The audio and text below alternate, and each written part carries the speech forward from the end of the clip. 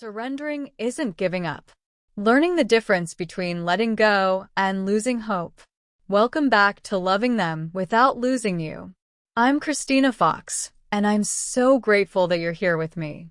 Whether you're supporting someone struggling with addiction, mental health challenges, or other destructive behaviors, this is a place for hope, healing, and healthy boundaries. Most of all, it's a reminder that you are not alone. Today I want to talk about a word that many people misunderstand. Surrender. For some, surrender sounds like weakness. It sounds like quitting or giving up. But surrender and giving up are two very different things. In fact, learning the difference may be one of the most important shifts you'll ever make. As families, we spend so much of our time trying to control things that we were never meant to control. We try to prevent the relapse, fix the relationship, say the perfect words, stop the consequences, or carry someone else's pain. When none of that works, we then work harder to try and figure out what to do next. We become exhausted. That's usually when people say, "I give up." But maybe what you really need isn't to give up. Maybe you need to surrender. Giving up says, "I can't do this anymore." Surrender says, "I can't keep trying to control this." Do you hear the difference? Giving up rejects the effort before the journey is even over. Surrender accepts reality while choosing to keep moving forward.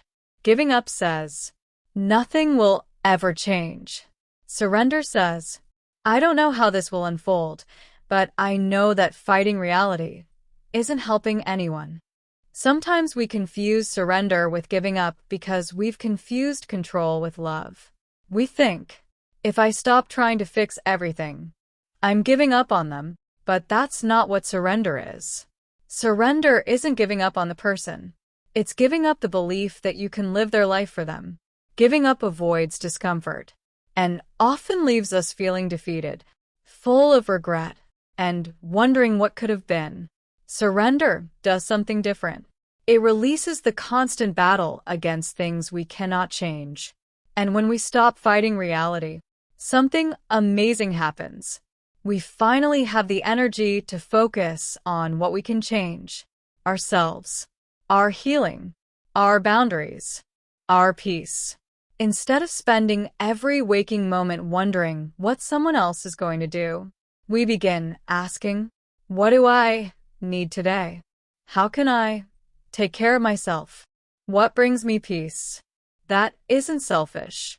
If you've listened to this podcast for a while, you've probably heard me say that you can't force someone into recovery. You can't love someone enough to make them stop using. You can't want recovery more than they do. That's surrender. It isn't giving up on the person. It's giving up the illusion that you have control over another person's choices. That's a huge difference. The same is true for the person in recovery. Surrender isn't saying, "My life is over." It's saying, "The way I've been living isn't working anymore." It's letting go of denial, letting go of pride, letting go of the need to control everything. It's being willing to ask for help. Recovery begins with surrender, and families heal through surrender too. Surrendering means you stop carrying what belongs to them, to begin to understand that they have their own journey, their own choices, their own lessons, and while they're walking theirs, you choose to walk yours. That doesn't make you selfish. It makes you healthy. I want to leave you with this. Ask yourself, what am I still trying to control that isn't mine to carry? What would change if I surrendered instead? You may discover that surrender doesn't leave you feeling empty. It leaves you feeling lighter, because surrender brings peace. Giving up brings regret. Different mindsets, different outcomes. Remember, surrender isn't waving a white flag. It's laying down a burden you were never meant to carry. And maybe today, choosing peace is the bravest thing you'll ever do. I thank you for spending this time with me today. If this episode encouraged you, I hope you'll like, share, and follow the podcast.